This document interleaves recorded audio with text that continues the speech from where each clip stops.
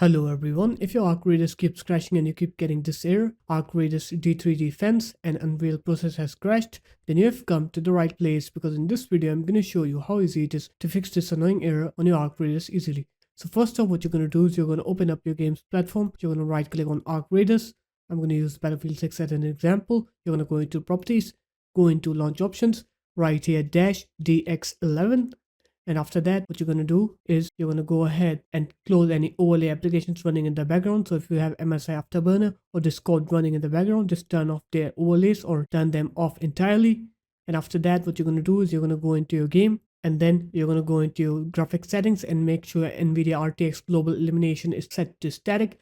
Do not set it any higher, just set it to static because that setting is bugged right now in the game. And after that, you will not get any crashes anymore. So there it is guys, that's how easy it was to fix those annoying D3D Fence errors on Arc Raiders. If you guys found this video helpful, make sure to leave a like, comment and subscribe to the channel, and I'll see you in my next video. Peace.